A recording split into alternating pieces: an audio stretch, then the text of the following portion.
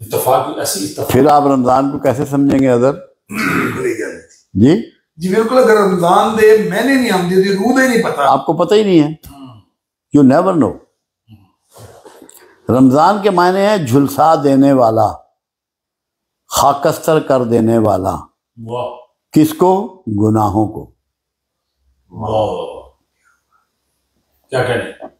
جی اب جب یہ معنی پتہ ہوں گے تو رمضان کی فضیلت کہاں جا پہنچی؟ کیا بات، بہت بڑھ گئی. جی کہ اس نے آپ کے گناہوں کو جھلسا دینا ہے، فنش کر دینا ہے. کبھی کسی کو نہیں پتا. میں نے مجمع میں سوال کیا یہ، میں نے کہا آپ لوگ کوئی بندہ بتائے کہ رمضان کے معنی کیا ہے. کوئی نہیں جانتا. جی کیا بات کیا بات.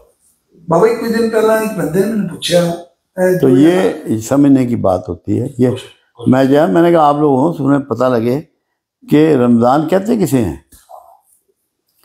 اور مزے کی بات اس میں یہ جتنے شعبے ہیں نا رمضان کے، وہ رمضان کے مہینے میں ہیں، روزے میں نہیں ہے. روزہ تو ایک شعبہ ہے اس میں سے، ایک شعبہ اس میں سے. روزہ ایک شعبہ ہے.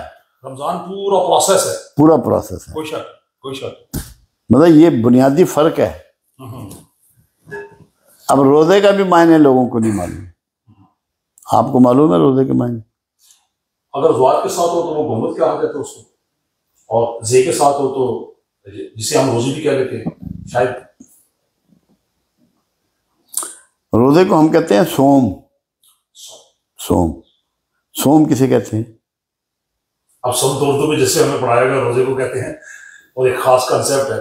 جی سوم جو ہے عربی میں سوم کہتے ہیں سرکش گھوڑے کے پاؤں باندھنے کو. واہ واہ کیا بات ہے. واہ واہ کیا بات. آپ اپنے سرکش نفس کو کستے ہیں، اس کے پاؤں باندھتے ہیں روزہ رکھ کے. واہ سبحان اس کو سوم کہا گیا. سبحان. مزہ. میں آپ کو بتاؤں یہ اصطلاح آپ نے ساری عمر میں سنی نہیں ہوگی. سوم کے یہ عربی کے جو لفظ اس کے میں نے ہے سوم کے، یہ میں نے آج سنے. میں بتا رہا ہوں آپ کو. میں نے بھی پہلی دفعہ سنا رمضان اور سوم اس کی. لوگ کتنا فرق ہے. اب یہاں پہ حدیث مبارکہ آپ سمجھے کہ اللہ رمضان میں شیطانوں کو باندھ دیتا ہے. ہاں شیطانوں کو باندھ دیتا ہے. لوگوں کو یہ سمجھ میں نہیں آیا. اللہ نہیں باندھ سکتا شیطان کو، کیونکہ اللہ نے اس کو کہا ہے کہ تجھے ایک وقت مقررہ تک کے لیے مکمل آزادی ہے. اللہ اپنے اسٹیٹمنٹ کے اگینسٹ کس طرح کر سکتا ہے؟ اللہ اپنے وعدے کے خلاف کر سکتا ہے؟ تو اس کو قید تو نہیں کرتا. مگر ہر انسان کے جوڑے میں اس کا شیطان پیدا کیا گیا، تو وہ بندہ خود اپنے شیطان کو باندھ دیتا ہے. سوم سرکش گھوڑے کو باندھ دیتا ہے، روزہ رکھ کے وہ خود باندھ دیتا ہے. وہ حدیث مبارکہ اس طرح یہ پوری ہوتی ہے. اب ورنہ اکثر ذہن میں خیال رہتا ہے کہ وہ شیطان بندہ ہوا ہے تو پھر یہ رمضان کے مہینے بھی بے شمار گناہ ہو رہے ہیں، یہ کون کروا رہا ہے؟ ہاں اسی لیے کہہ رہا ہوں وہ اس کا شیطان بن جاتا ہے. اس کا شیطان بن جاتا ہے. اللہ کے رسول صلی اللہ علیہ وسلم سے پوچھا گیا یا رسول اللہ صلی اللہ علیہ وسلم آپ کے جوڑے میں بھی پیدا کیا گیا؟ لفظ استعمال آپ نے فرمایا ہر انسان کا زوج پیدا کیا گیا، جوڑا. آپ نے فرمایا ہاں میرے جوڑے میں بھی شیطان پیدا کیا گیا، مگر مجھے اس پر قابو دے دیا گیا، گرفت دے دی گئی.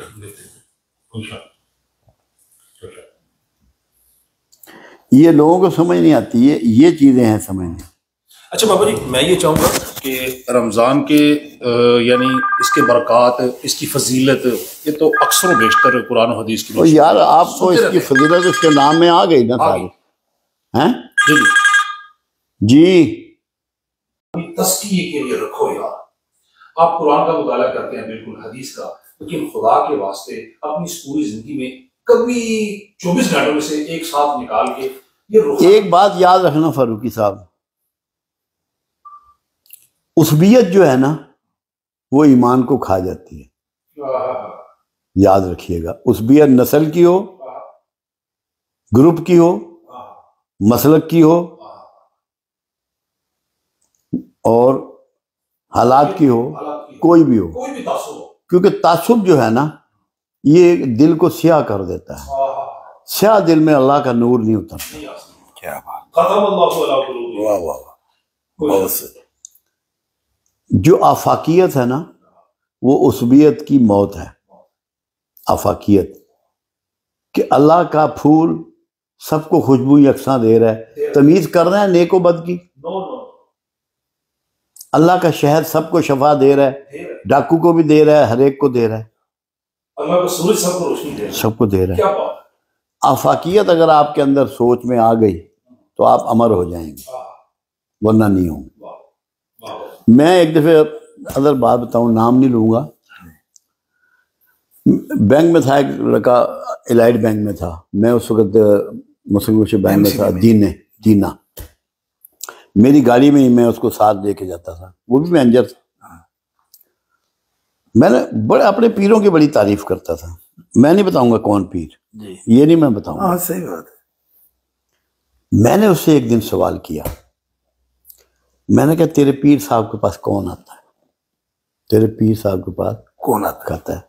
کہتا ہے سنی مسلمان, یعنی کہ بریلوی. میں نے کہا یار اب مجھے یہ تو بتا, اللہ کس کا ہے؟ اللہ کس کا ہے؟ چپ رہا تھوڑی دیر پہ, کہتا ہے سب کا. میں کہا رسول کس کا ہے؟ سب کا. پھر سوچ میں پڑ گیا, کہتا ہے سب کا. میں کہا تیرے پیر کے پاس صرف سنی آتے ہیں تو وہ ولی کیسے ہو گیا اگر اس کے پاس سب نہیں آتے؟ ولی ہونے کے لیے, درویش ہونے کے لیے تو ضروری ہے کہ سب آئیں اس کے پاس. ایک مخصوص گروپ آ رہا ہے تو وہ ولایت کدھر آ گئی؟ کیا بات.